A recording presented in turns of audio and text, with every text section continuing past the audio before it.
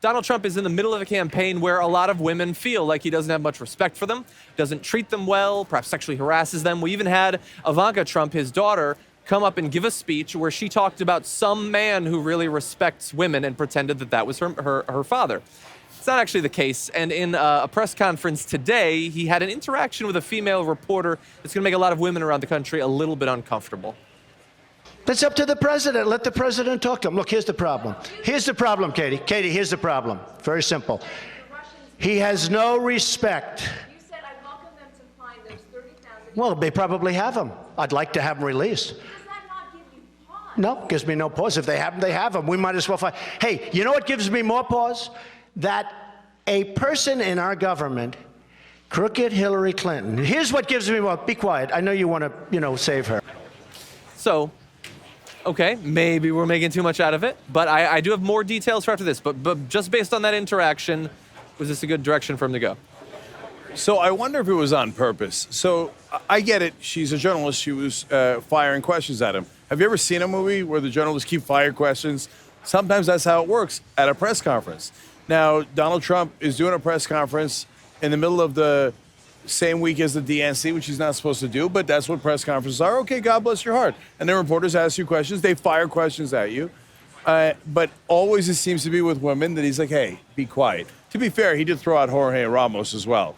But then he's Latino, right? Yeah. He dislikes them about as much. But I wonder if this is on purpose, because all that whole tweet about Elizabeth Warren, how she's got a fresh mouth on her, that's so old school, that appealing to men who don't like women, being in charge or being equal and trying to get back to the old ways. Some of it, I think, is instinctual for Trump. He likes those good old days. And maybe this was instinctual. Or if he's doing a coordinated campaign to get those angry older white males to be like, remember when we could tell women to be quiet? I love this guy. It could be. I mean, Katy Tur's been on his campaign the whole way. She's a pretty great reporter, actually, in terms of she's been there since day one. And he finally gets something. He'll either ask you to leave or he'll do that. And with Katy Tur this time with NBC and say, I know you want it to work out for her. Maybe that's the case. This is totally calculated when he does this. Yeah. His disdain for women, especially women who are in a position of power or have some authority, is pretty clear. He says disparaging things about women on a regular basis. Yeah. But, what stands out to me about Donald Trump, and I don't think his supporters even realize it enough or realize it at all, is that he is very clear about his disdain for the media and its First Amendment rights.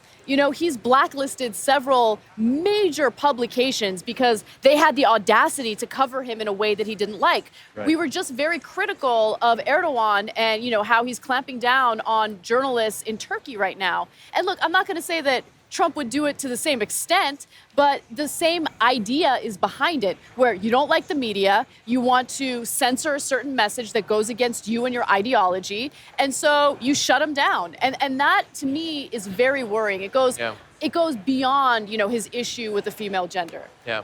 I mean, we saw, I think it was in one of the ads that they ran on the first day of the DNC. It was just statements he's made about women with pictures of women next to them. And one was, he was asked in an interview, would you say you treat women with respect? And he said, I wouldn't say that.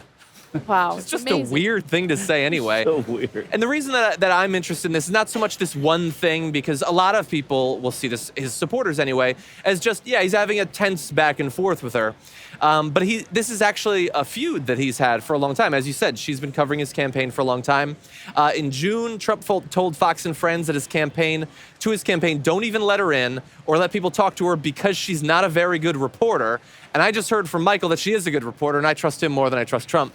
Also, in December, he called out Tur in the middle of a rally, leading Trump supporters to point at her and boo, saying, "Little Katy, third-rate journalist." So getting all of your supporters to surround one single reporter and then call her Little Katy, that's not the image that he should be trying to cultivate. That goes to both of your points. One, calling a female reporter Little Katy and mocking her that way is unbelievable. And yes, it's demeaning towards women.